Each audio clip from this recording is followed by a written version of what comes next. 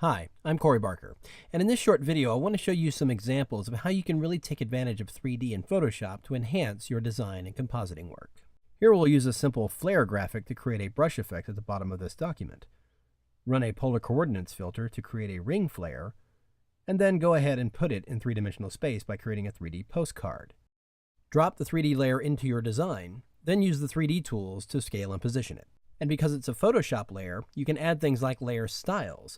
In this case, I'm going to add an outer glow to enhance the overall effect. You can add more interest to the design by creating multiple instances of the same 3D graphic within the same 3D layer. Yet you can still edit each individual 3D graphic, even though they're on the same 3D layer.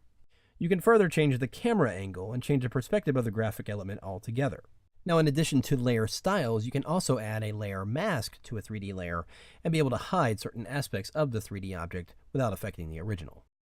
In this next example, we'll go ahead and create some 3D text, then apply a few other physical properties such as a custom bevel, as well as inflating the front face of the text to increase the amount of surface area. Next, go in and modify the surface properties by increasing the amount of shine and reflection on all visible surfaces. Create a custom image-based light with a simple gradient to create an interesting light effect.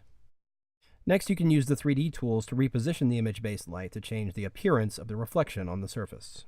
If you adjust your camera settings to a wider angle virtual lens, you can get really dramatic angles of the final product. Lastly, let's take a quick look at what we can do with a character created in Adobe Fuse CC Preview. After it's imported, we'll go ahead and apply one of the preset poses here inside Photoshop. Next, we'll create a 3D postcard of a black-filled layer and then merge it with the 3D layer containing the Fuse character. Create an instance of the postcard layer, then rotate it 90 degrees to ultimately create a wall and floor to complete the scene. Next, create an illuminated graphic element as part of the 3D postcard. You only need to do it to one, and it will update to all the instances therein. Set the camera to a slightly wider angle lens, and then determine your final viewing angle. Next, add a 3D point light, and then place it between the subject and the back wall. You can also use the on-screen widgets to make any last-minute adjustments before you begin to render. Finally, just do a render, and you can immediately see the effect start to take shape. You can see the subject being reflected in the back wall, as well as the other graphic elements are reflecting around the character in the overall scene. To cancel the render, just hit Escape, and you can continue editing. Now, these are just a few of the many things you can do with 3D in Photoshop.